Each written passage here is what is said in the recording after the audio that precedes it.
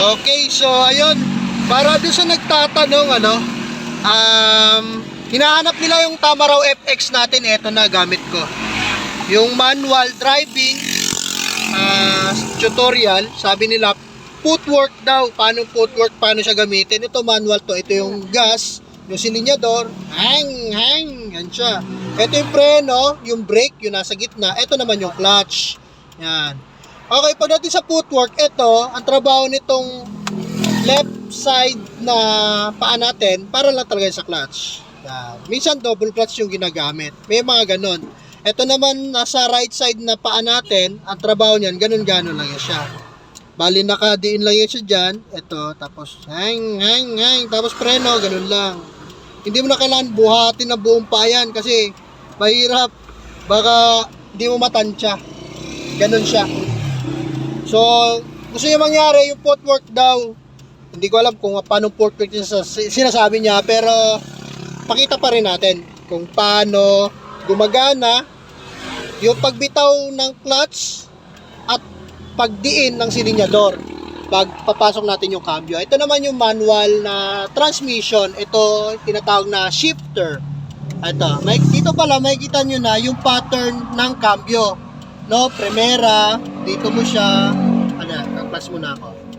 Primera, yan, yun number 1. Segunda, diretso mo lang. Kung saan tapat yan, sunod-sunod lang yan. Tercera, balik mo sa gitna, tapos, tulak mo pa unahan. Number 3 na yan. Ang kwarta, ito nasa baba, tapat mo lang yan. Tapat-tapat lang yan sila. Yan, kwarta yan. Ang quinta, ito na yan, nasa high speed ka na yan. Diyan ginagamit yung quinta, no, yung fifth gear na tinatawag. Tapos balik tayo neutral. Yan. Pag nakaganyan siya, neutral yan. Yan. Nakaganyan mo siya, neutral yan. Ang reverse nito nasa kabila. Sagad mo ng kaliwa, sagad mo ng kanan, sabay atras. No? Ayan siya. Yan. Atras yan. Naka-handbrake. Atras yan. Ayan, umatras tayo. Okay? Okay. So, ayun. Footwork. Yun, gaya ng sabi ko, itong nasa kaliwang paa natin, ganyan yan siya. Para lang sa clutch yan. Ito naman sa kabila, sa silinyador at saka sa preno. Okay? So, sige. Test natin. Ito yung hinahanap ng isa sa tropa natin. Paano daw gumagana yung footwork at pagpasok ng mga kambyada at kung gaano yung RPM niya. Sa RPM naman, hindi naman kailangan patasin mo ng sobra yan.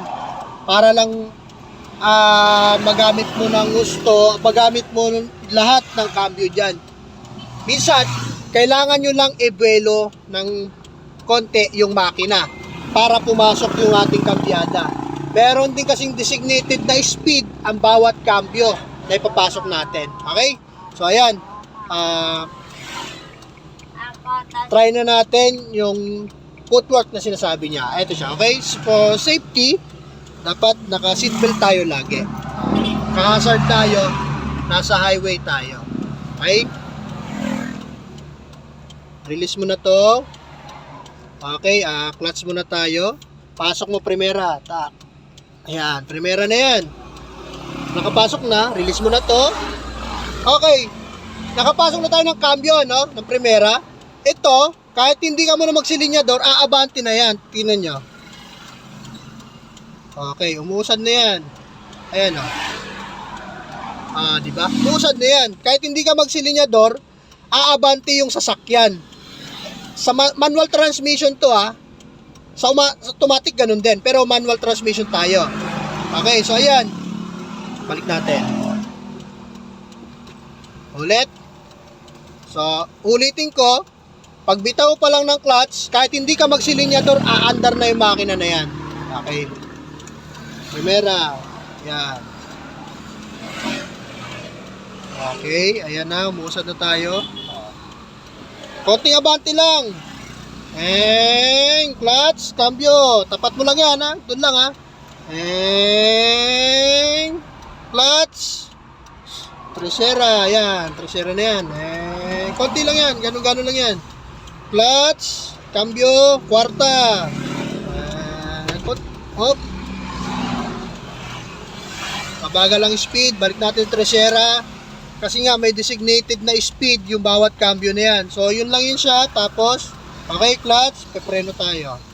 Yan, pepreno tayo. Tapos, balik mo sa neutral.